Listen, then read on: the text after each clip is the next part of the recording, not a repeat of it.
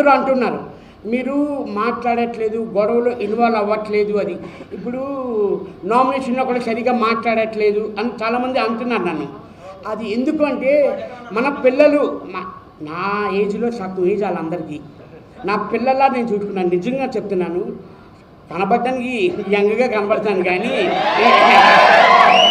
నాలో సగం ఏజ్ వాళ్ళది. నిజం చెప్పండి అంటే మన పిల్లలు కదా, చిన్న చిన్న పాయింట్స్ కానీ తప్పదు, అక్కడ ప్రక్రియ కంపల్సరీ చేయాలి.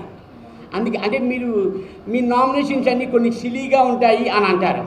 డిమాండ్ పవన్ నీకు ఒంట్లో బాగాలేదు వెళ్ళిపోని అనడం అంటే మనవాళ్ళు కదా, ఏంటి ఆ పాయింట్లు ఏంటి అని తప్ప వాళ్ళని డిస్క్రైబ్ చేయాలి, వీళ్ళని తప్పు అని చెప్పే ఉద్దేశం లేదు నాకు. ఎందుకంటే అందరూ మనోళ్ళు, అందరూ బాగుండాలి, ఉన్నంతవరకు హ్యాపీగా ఉండాలని నా ఫీలింగ్ అమ్మా.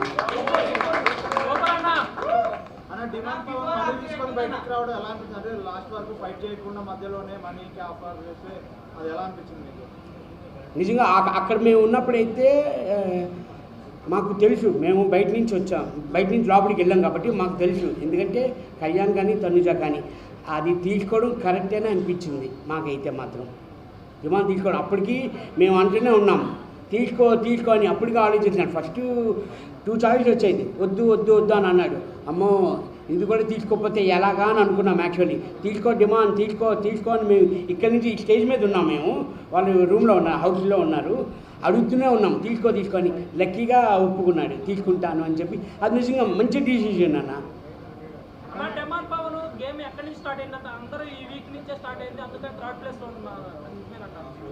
లేదన్న, యాక్చువల్లీ లాస్ట్ 3 వీక్స్ 4 వీక్స్ నుంచి బాగా ఇంప్రూవ్ అయింది డిమాండ్ పవన్ అయితే. లాస్ట్ వీకే కాదు 2-3 వీక్స్ నుంచి ఇంక్రీజ్ అయిందన్న. ఆ గేమ్స్ కానీ కొంచెం హెల్త్ వైజ్ కొంచెం ఒక 2 వీక్స్ అట్లాగా పాపం డల్ అయ్యాడు తప్ప తర్వాత నుంచి మళ్ళీ బాగా రీచ్ అయ్యాడు అన్న. ఎందుకంటే నేను బయటకు వచ్చిన తర్వాత కూడా నేను చూశాను 14 వీక్ తర్వాత. Very nice person, very calm going అన్న. సైలెంట్గా ఉంటాడు, తన పని ఏంటో తను చూసుకొని వెళ్ళిపోతుంటాడు, కామ్గా ఉంటాడు.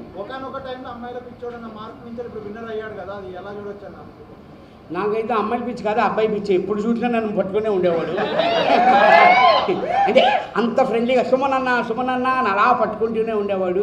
నేను ఒకటే చెప్పా, కళ్యాణ్ నువ్వు హీరోగా చేస్తే మాత్రం నీ పక్కనే నాకు హీరోగా ఛాన్స్ ఇవ్వను అన్న. మా తల్లి, మా బంగారు తల్లి, మా పాప తర్వాత తనుజ చెప్తున్నాం కదన్న. అందరూ నిన్న మా పిల్లల్లాగే చూసుకునేవాడిని అన్న. నిజంగాను అందరూ బాగుండేది. ఎవరికి ఏ కష్టం వచ్చినా అయ్యో పాపం అని బాధ అనిపించేది. అంటే మరి నా మెంటాలిటీ అంత అన్న, నేను కొంచెం ఎమోషనల్ పర్సన్. నేను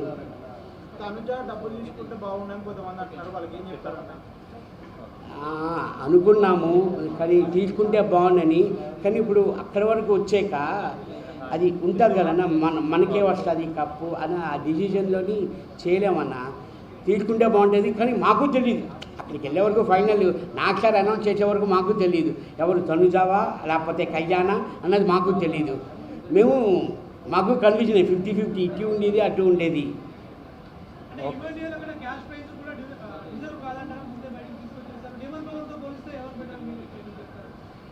ఇప్పుడు మనం ఎవరి మీద పోల్చలేమన్నా, ఎందుకంటే ఫిక్స్డ్ ఆల్రెడీ ఇచ్చేసారా, అయిపోయింది షో. అది అలాగనుకుంటే ఇప్పుడు అలాగనుకోలేము మనం, వీళ్ళు డిజర్వ్డా వాళ్ళు డిజర్వ్డా అన్నది. ఎందుకంటే ఆల్రెడీ డిజర్వ్డ్ కాబట్టి వాళ్ళకి ఇచ్చేసింది క్లియర్ అయిపోయిందన్న. యాక్చువల్లీ మేము అనుకున్నది టాప్ 3లో ఉంటాడేమో అని అనుకున్నాము.